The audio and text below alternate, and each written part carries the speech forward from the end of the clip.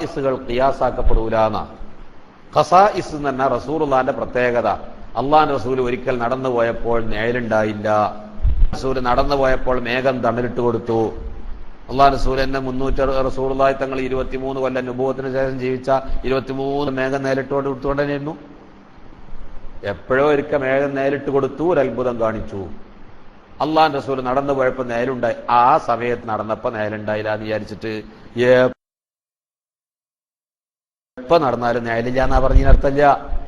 അള്ളാഹു റസൂലിന്റെ ഒരു മുടി നരകത്ത് തീയിലിട്ടപ്പോൾ, സുബ്ഹാനല്ലാഹ്, നരകത്ത് നല്ലട്ട തീയിലിട്ടപ്പോൾ ആരോ ഒരാൾ തീയിൽ കാണിച്ചപ്പോ അത് കത്തിയില്ല. എന്നാ പിന്നെ ഒരൊറ്റ മുടിയും കത്താൻ പാടില്ല, അങ്ങനല്ല. ആ മുടി കത്തിയില്ല, അപ്പോൾ കത്തിയില്ല. ഈ വേറൊരു മുടി തലയിൽ നിന്ന് എടുത്ത് കത്തിച്ച കത്തിന്നും വരും. ആ ഒരൊറ്റ പോയിന്റ് മതി. സുന്നത്യമാനത്തിന്റെ അഖീദ അതാണ്. ആ ഒരൊറ്റ പോയിന്റ് മതി. ഖസായിസുകൾ ഖിയാസാക്കപ്പെടൂല. ആ ഖസായിസിന്റെ പ്രത്യേകത എന്താ? ആ മുടി കത്തിയില്ല. അങ്ങനെ തന്നെ വിശ്വസിക്കേണ്ടത്.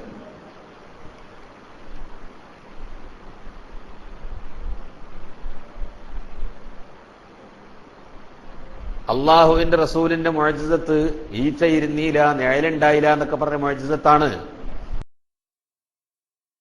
അത് ഖിയാമത്ത് വരെ നിലനിൽക്കണമെന്നില്ല. ഖിയാമത്ത് വരെ നിലനിൽക്കുന്ന മുഅ്ജിസത്താണ്. അത് ഖിയാമത്തും എപ്പോഴും ഉണ്ടായിക്കോണമെന്നില്ല. അങ്ങനെയാണെങ്കിൽ റസൂലുള്ളാഹിക്ക് മേഘം നേരിട്ട് കൊടുത്തല്ലോ. നുബുവത്ത് കിട്ടിയിട്ട് വഫാത്ത് വരെ മേഘം നേരിട്ട് കൊടുത്തുകൊണ്ട് തന്നെ ആയിരുന്നോ? അല്ലല്ലോ. തങ്ങൾ നല്ല വെയിലത്ത് നിന്നിട്ടില്ലേ? വെയിലത്ത് നിന്നപ്പോ മേഘം നേരിട്ട് കൊടുക്കാത്ത സമയമില്ലേ? അപ്പൊ ഒരു മുടി കത്തിയില്ല എന്നതുകൊണ്ട് റസൂലുള്ളാഹിന്റെ മുടി കത്തൂല എന്ന് വെക്കരുത്. ആ മുടി കത്തിയില്ല എന്നേ ഉള്ളൂ. അത്രേ ഉള്ളൂ. അതൊന്നും ഒരു കുഴപ്പമില്ല. അതുകൊണ്ടൊന്നും ഇപ്പൊ റസൂലുള്ളാഹിന്റെ വേറെ മുടി അല്ലാതിരിക്കൊന്നുമില്ല. അതുകൊണ്ട് ഇപ്പൊ റസൂലുള്ളാഹിന്റെ വേറൊരു മുടി അല്ലാന്ന് അറിയാൻ പറ്റൂല. ഞാൻ ഒരൊറ്റ കാര്യം ചോദിക്കാം. ആ ഒരൊറ്റ കാര്യത്തിന്റെ മറുപടി പറയാൻ നമ്മളെ കൂട്ടത്തിൽ ആരും അതിനെ എതിർക്കുന്നവരില്ല. അള്ളാന്റെ റസൂലിന്റെ മുടി ലോകത്ത് എവിടെയില്ലാന്നോ? ഒരു മുടി കാണിച്ചിട്ട് ഇത് റസൂലുള്ളാഹിന്റെ മുടി അല്ലാന്നോ 100% ഗ്യാരണ്ടി പറയാൻ ഭൂമിയിൽ ഒരാൾക്കും കഴിയില്ല. 100% ഇത് അള്ളാന്റെ റസൂലിന്റെ മുടി അല്ല എന്ന് പറയാൻ ലോകത്തൊരു മനുഷ്യനും കഴിയില്ല. 100%. ഇത് അങ്ങനല്ല. 99% സാഹചര്യം വെച്ച് നോക്കുമ്പോഴും അല്ല. 1% ആണ് ഇങ്ങനെയുള്ളൂ സംഭവിക്കുക. 100% റസൂലുള്ളാഹിന്റെ മുടി ഇല്ലെന്ന ആർക്ക് എവിടുന്ന് പറയാൻ പറ്റും? അപ്പോ ഖുസൂസിയാത്തുകളുടെ സ്ഥിതി എങ്ങനെ? അള്ളാഹുവിന്റെ റസൂലിന്റെ ഖുസൂസിയത്ത്, അത് ആ ഖുസൂസിയത്ത് അത് അപ്പോൾ അങ്ങനെ നടന്നു. ഇത്ര ദീൻ പഠിപ്പിച്ചത് കിതാബിലുള്ളതല്ലേ, ദീൻ പഠിപ്പിച്ചതല്ലേ. അതുകൊണ്ട് ഇനിയിപ്പോ അതിനെ തിരിച്ചുണ്ടാക്കാനും ചിരട്ട ഇടാനും കണലും കൈരി ഉണ്ടാക്കാൻ നടക്കണ്ട. അവിടെ ഇരിക്കുന്നോട് തിരുന്നോട്ടെ, നമ്മളായിരുന്നല്ല അതിനെ കുറ്റം പറയാനും പോണ്ട. ഏറ്റവും ചുരുങ്ങിയത് റസൂലുള്ളാഹി സ്വല്ലല്ലാഹു അലൈഹി വസല്ലമ തങ്ങളോട് ബന്ധപ്പെട്ട വാക്കുകൾ, സംഗതികൾ, ഇതിനൊക്കെ നമ്മൾ വലിയ തഅളീം കൽപ്പിക്കുന്ന ഒരു ഖൽബ് അല്ലാഹു നമുക്ക് നിലനിർത്തി തരട്ടെ. അതിനെ മോശമാക്കുകയും കുറ്റപ്പെടുത്തുകയും ചെയ്യുന്ന ഒരവസ്ഥയിൽ നിന്ന് അല്ലാഹു നമ്മളെ കാത്തുരക്ഷിക്കുകയും ചെയ്യുമാറാകട്ടെ. അൽഹംദുലില്ലാഹി റബ്ബിൽ ആലമീൻ.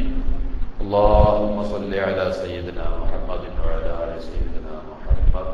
അർഹമർ റഹീമായ റബ്ബേ, നീ ഞങ്ങളെ പൊരുത്തപ്പെടണേ തമ്പുരാനേ, നീ ഞങ്ങളെ പൊരുത്തപ്പെടണേ റബ്ബേ. പടച്ചവനെ, ഞങ്ങൾ സാധുക്കളാണ്. ഒരുപാട് തെറ്റ് ജീവിതത്തിൽ സംഭവിച്ചു. പരിശുദ്ധ റമളാൻ കഴിഞ്ഞു പോകുമ്പോഴും ഞങ്ങൾ പഴയ പടി തന്നെ. അങ്ങനെ ആക്കല്ലേ തമ്പുരാനേ. നിന്റെ മഹബോയ പോലും നിന്റെ റഹമത്തുമല്ലാതെ ഞങ്ങൾ ചെയ്ത ഏതെങ്കിലും ഒരു നന്മ വെച്ചുകൊണ്ട് ചോദിക്കാൻ ഞങ്ങളെ കയ്യിൽ ഇല്ല. നീ നിന്റെ റഹമത്ത് കൊണ്ട് ഞങ്ങളെ നന്നാക്കി തരണം റഹ്മാനേ.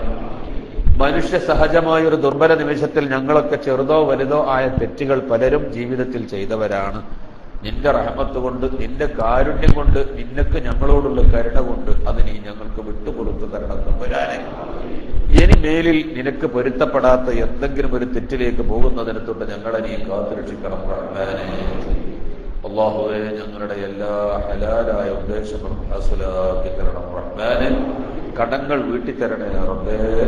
അല്ലാഹുവേ, ഞങ്ങളെ ആലിമീങ്ങൾ, ഞങ്ങളെ സയ്യിദന്മാർ, സംഘടനാ പ്രവർത്തകർ, ഞങ്ങൾക്ക് വേണ്ടപ്പെട്ടവർ, ഈ പള്ളിയിൽ ക്ലാസ്സിന് വരുന്ന ഓരോ മുഅ്മിനായ പണ്ഡിതന്മാർ, ആലിമീങ്ങൾ, കാരണവന്മാർ, എല്ലാ മുഅ്മിനീങ്ങളെയും അല്ലാഹുവേ, നീ നിന്റെ ദീനിന്റെ ഖിദ്മത്ത് ദീർഘകാലം കഴിഞ്ഞുകൂടാൻ ആഫിയത്തും ഇസ്സത്തും ഹിമ്മത്തും പ്രദാനം ചെയ്യണേ തമ്പുരാനേ.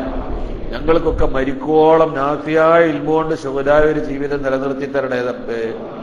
ഇൽമ പഠിച്ച് അത് മാറ്റിവെച്ച് ഭൗതിക മേഖലകളിലേക്ക് ഞങ്ങളെ പറഞ്ഞേക്കല്ല റബ്ബേ. തൊട്ട് ഞങ്ങളെ നീ കാത്തുരക്ഷിക്കണം റഹ്മാനേ. അല്ലാഹുവേ, ഞങ്ങളെ മക്കളെ ദുനിയാവിലും ആഖിറത്തിലും ഞങ്ങൾക്ക് ഉപകരിക്കുന്ന മക്കളാക്കി തരണം റഹ്മാനേ. പാടുപെട്ട് കഷ്ടപ്പെട്ട് പോറ്റി വളർത്തിയ ഞങ്ങളെ സന്താനങ്ങൾ അവരിൽ നിന്ന് ഞങ്ങൾ ഒരു ഗുണം പ്രതീക്ഷിക്കുന്ന കാലത്ത് അവർ ഞങ്ങളെ ധിക്കരിക്കുന്ന മക്കളോ ശിഷ്യന്മാരോ ആക്കരുതേ എന്ന് പറയാൻ. ഞങ്ങൾ മരിച്ചാൽ ഞങ്ങൾ ഖബർ ഏതാണെന്ന് ചോദിച്ചാൽ മറന്നു കളയുന്ന അറിയാത്ത മക്കളാക്കല്ല റബ്ബേ. ഞങ്ങളെ ഖബറിൽ വന്ന് സലാം പറഞ്ഞ് ഞങ്ങൾക്ക് ദുആ ചെയ്ത് അത് ഉപകരിക്കുന്ന കൂട്ടത്തിൽ ഞങ്ങളെ മക്കളെ പെടുത്തി തരണം എന്ന് പറയാനെ. അല്ലാഹുവേ, ഞങ്ങളെപ്പോൾ എവിടെ വെച്ച് മരിക്കേണ്ടി വന്നാലും കാമിലായ ഈമാനോടെ മരിപ്പിച്ചു തരണം റഹ്മാനേ. ഖൽബ് പ്രകാശിപ്പിച്ച് മരിപ്പിക്കണം റഹ്മാനേ. ഖബറിന്റെ അദാബിൽ നിന്ന് രക്ഷപ്പെടുത്തണേ അല്ലാഹ്. ഖബറിന്റെ അദാബിൽ നിന്ന് രക്ഷപ്പെടുത്തണേ റഹ്മാനേ. ഖബറിൽ ചോദ്യത്തിന് മറുപടി പറയാൻ കെൽപ്പുള്ളവരാക്കി ഞങ്ങളെ മാറ്റിത്തരണേ തമ്പുരാനെ. നാളത്തെ പരലോകം എല്ലാ അർത്ഥത്തിലും സന്തോഷമാക്കി തരണേ റഹ്മാനെ. ഞങ്ങളിൽ പലരും പല സദസ്സിലും വഅദ് പറഞ്ഞു നടക്കുന്നവരാണ്. ഞങ്ങളെ വഅദ് കേട്ട് ഏതെങ്കിലും ഒരു മനുഷ്യൻ ചിന്തിച്ച് നന്നായി സ്വർഗത്തിൽ പോകുന്നൊരവസ്ഥ ഉണ്ടെങ്കിൽ അവരോട് വഅദ് പറഞ്ഞ ഞങ്ങളെ നീ നരകത്തിലേക്ക് വിടരുതേ റഹ്മാനേ. അല്ലാഹുവേ, പരിശുദ്ധ റമളാനിന്റെ മുഅ്തഖീങ്ങളിൽ പെടുത്തി തരണം റഹ്മാനേ. നാളെ സ്വർഗ്ഗലോകത്ത് നിന്റെ ഹബീബായ റസൂലുള്ളാഹി സല്ലല്ലാഹു അലൈഹി വസല്ലം തങ്ങളുടെ ജിവാറിൽ ഞങ്ങളെ കുടുംബസമേതം, ഞങ്ങൾ ഉസ്താദുമാർ, ഞങ്ങളെ സുന്നത്ത് ജമാഅത്തിന്റെ പ്രവർത്തകന്മാർ, ഞങ്ങളെ ശിഷ്യന്മാർ, ഞങ്ങളെ സ്നേഹിതന്മാർ, സഹപാഠികൾ, സഹായിച്ചവർ, ഭക്ഷണം തന്നവർ എല്ലാവരെയും കൂട്ടിപ്പിടിച്ച് നിന്റെ ഹബീബിന്റെ ജിവാറിൽ നിർത്തി തങ്ങളെ മുറാഫഖത്തും നിന്റെ ലിഖാഉം തന്ന് സന്തോഷിപ്പിക്കണേ റഹ്മാനേ. ബിറഹ്മതിക യാ